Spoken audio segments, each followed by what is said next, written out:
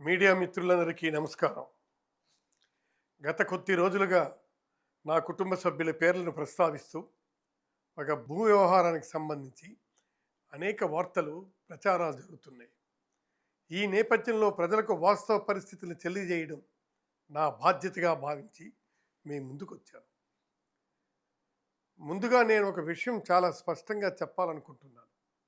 చట్టాన్ని గౌరవించే వ్యక్తిగా, ప్రజా జీవితంలో ఎన్నో సంవత్సరాలు పనిచేసిన వ్యక్తిగా నేను ఎప్పుడూ చట్టవిరుద్ధమైన పనిని ప్రోత్సహించలేదు. ప్రజల విశ్వాసమే నా బలం. ఆ విశ్వాసాన్ని దెబ్బతీసే విధంగా నేను కానీ, నా కుటుంబ సభ్యులు కానీ ఉద్దేశపూర్వకంగా వ్యవహరించే ప్రశ్నే లేదు. ప్రస్తుతం వివాదంలో ఉన్న స్థలాన్ని కొనుగోలు చేసే సమయంలో మేము ఎలాంటి అక్రమ మార్గాన్ని అనుసరించలేదు. మాకు భూమిని విక్రయిస్తామని చెప్పిన వ్యక్తుల ద్వారా డాక్యుమెంట్ రైటర్లు, మధ్యవర్తులు చూపించిన పత్రాలను పరిశీలించిన తర్వాతనే కొనుగోలు ప్రక్రియ జరిగింది. రిజిస్ట్రేషన్ సమయంలో సంబంధించిన పత్రాలన్నీ సబ్ రిజిస్ట్రార్ కార్యాలయంలో సమర్పించబడ్డాయి. అక్కడ చట్ట ప్రకారం పరిశీలన జరిగిన తర్వాత రిజిస్ట్రేషన్ పూర్తయింది. ఆ సమయంలో ఎలాంటి అభ్యంతరాలు లేదా లోపాలు ఉన్నాయని మాకు తెలియజేయలేదు. ఆ తర్వాత భూమిపై వివాదం ఉందని, యాజమాన్యానికి సంబంధించి అభ్యంతరాలు ఉన్నాయని తెలిసింది. వెంటనే మేము చట్టబద్ధమైన మార్గాన్ని ఎంచుకున్నాం. ఈ అంశం ఇప్పటికే సివిల్ కోర్టు పరిధిలో ఉంది. గత ఏడాదిన్నరగా న్యాయ ప్రక్రియ కొనసాగుతుంది. మేము న్యాయ వ్యవస్థను ఆశ్రయించాం. చట్టంపై పూర్తి విశ్వాసంతో ముందుకు వెళ్తున్నాం. ఇక్కడ నేను ఒక విషయం చెప్పాలనుకున్నాను. ఒకవేళ ఈ వ్యవహారంలో భూ యజమాని కూడా మోసపోయి ఉంటే నిజంగా బాధాకరం. అదే సమయంలో మేము కూడా చట్టబద్ధమైన ప్రక్రియ ద్వారా డబ్బు చెల్లించి కొనుగోలు చేసిన వ్యక్తులము.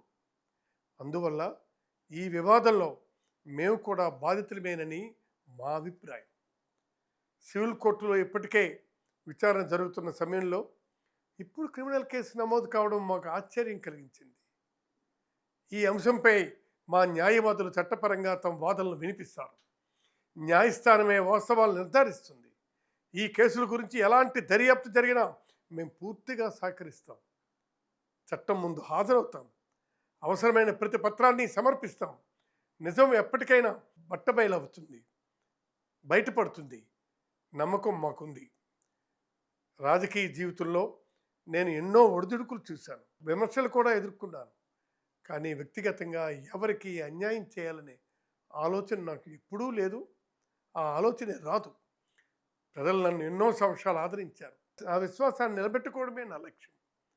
ఈ సందర్భంగా మీడియా మిత్రులకు ఒక విజ్ఞప్తి చేస్తున్నాను. కేసు కోర్టు పరిధిలో ఉన్నందున దర్యాప్తు పూర్తి కాకముందే ఎలాంటి నిర్ణయాలకు రావద్దు. అన్ని కోణాలను ప్రజల ముందుకు తీసుకురావాలని కోరుతున్నాను. నేను చివరగా ప్రజలకు ఒక్కటే చెప్పాలనుకుంటున్నాను. నాకు భారత రాజ్యాంగంపై, న్యాయ వ్యవస్థపై పూర్తి నమ్మకం ఉంది. నిజం మా వైపు అంటే న్యాయం తప్పకుండా జరుగుతుంది. చట్టం ఏ నిర్ణయం తీసుకున్నా దాన్ని గౌరవిస్తాం. మీ అందరికీ మీ తమ్మినేని సీతారాం. నమస్కారం.